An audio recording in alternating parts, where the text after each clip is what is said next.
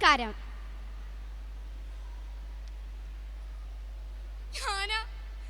ഞാനാ കൊന്നേ? ഇല്ല, എന്റെ മോളെ, എന്റെ പൊന്നു മോളെ, ഞാനാ കൊന്നേ.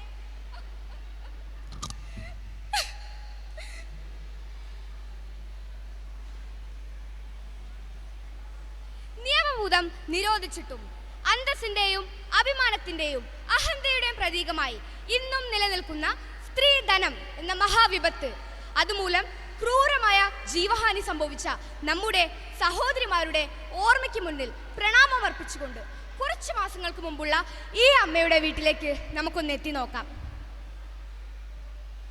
അയ്യോ മോളെ, നിന്റെ അടുത്ത് ഞാൻ പറഞ്ഞല്ലേ ഇന്ന് നീ കോളേജിൽ പോണ്ടെന്ന്. ഇന്നാ നിന്നെ കാണാൻ ആ ചെക്കനും കൂട്ടരും വരണത്. അയ്യോ അമ്മേ, ഞാൻ അമ്മയുടെ അടുത്ത് പറഞ്ഞല്ലേ എനിക്കിപ്പോ കല്യാണമൊന്നും വേണ്ടെന്ന്. എനിക്ക് പഠിക്കണം. ശിവ ശിവ, എന്തായി പെങ്കൊച്ച് പറയണേ? ഈ തറവാട്ടിൽ പെൺപിള്ളേരാരും 18 കഴിഞ്ഞ് നിന്നിട്ടില്ല. ഇതിപ്പോ കഴിഞ്ഞ ചിങ്ങത്തിൽ 19 തികഞ്ഞു. മോളുടെ നന്മയ്ക്ക് വേണ്ടിയല്ലേ ഞങ്ങൾ പറയണേ. മോള് കേൾക്ക്, ഈ ചെക്കനെ സർക്കാർ ഉദ്യോഗസ്ഥനാ. എങ്ങനെയും ഈ കല്യാണം നടന്നു കിട്ടിയ നമ്മുടെ ഭാഗ്യമാ മോളെ. ഈ വീടിന്റെ ആധാരം ബാങ്കിൽ വെച്ച് എത്ര കിട്ടുമെന്നറിയാൻ അച്ഛൻ അന്വേഷിക്കുന്നുണ്ട്. അതിനിടക്ക് മോളി പഠിത്തത്തിന്റെ കാര്യം പറഞ്ഞ് വരല്ലേ.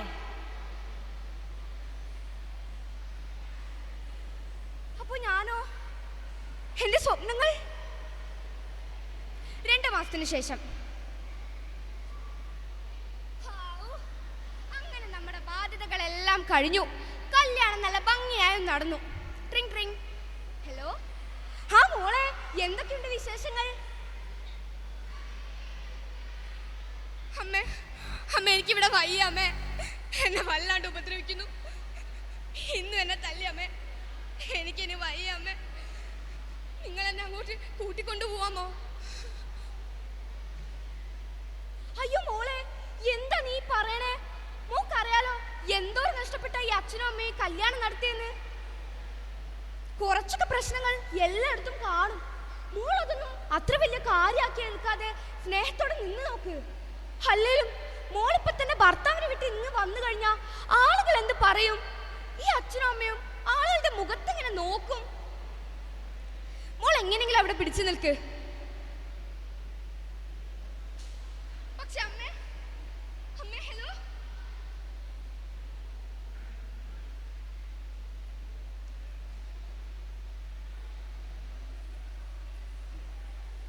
ഏതവനാടി നീ ഫോൺ ചെയ്യുന്നേ? ഓ, നിന്റെ വീട്ടുകാരെ വിളിച്ച് കുറ്റം പറയായിരുന്നോ? അവരെന്നെ എന്തുണ്ടാക്കാനടി ചെച്ച കൂട്ടങ്ങള്. ഇവിടെ വാടി, അവളുടെ ഒരു ഫോൺ വിളി. അയ്യോ ചേട്ടാ, എന്നെ തലയിലേട്ടാ, എന്നെ തലയിലേട്ടാ, എന്നെ തലയിലേട്ടാ. ഇവിടെ വാടി. അയ്യോ ചേട്ടാ, എന്നെ തലയിലേട്ടാ, എന്നെ തലയിലേ. എന്താടി? മിണ്ടരുത്.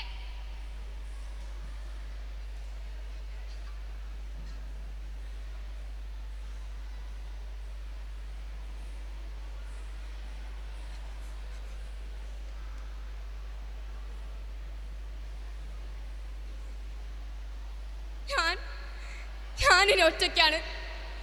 എന്നെ ഈ നരകത്തിൽ നിന്ന് രക്ഷിക്കാൻ ഇനി ആരും വരില്ല. എനിക്കിനി രക്ഷയില്ല. അല്ലെങ്കിലും സ്വന്തം മകൾക്ക് വേണ്ടി മാറുപുളർന്ന് അവളെ വാരിപ്പുൽകാൻ എൻ്റെ അമ്മ ഭൂമിദേവി ഒന്നുമല്ലല്ലോ. സ്വന്തം മകളുടെ രോദനത്തെക്കാൾ സമൂഹത്തിന്റെ പരിഹാസവും അട്ടഹാസങ്ങളും ഭയക്കുന്ന ഒരു പാവമല്ലേ എൻ്റെ അമ്മ.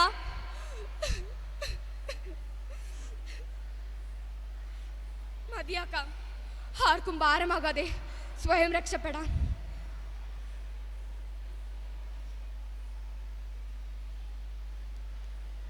അങ്ങനെ മറ്റൊരു സ്ത്രീധന മരണം കൂടി.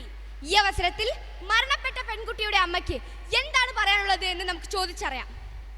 അമ്മ പറയൂ, പെൺകുട്ടിയുടെ മരണത്തിന് കാരണം സ്ത്രീധന പീഡനം തന്നെയല്ലേ?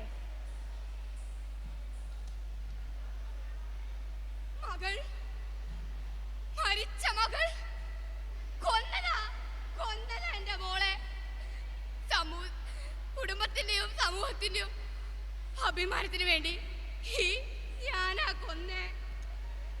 എന്റെ മോളെ ഈ ഞാനാ കൊന്നേ.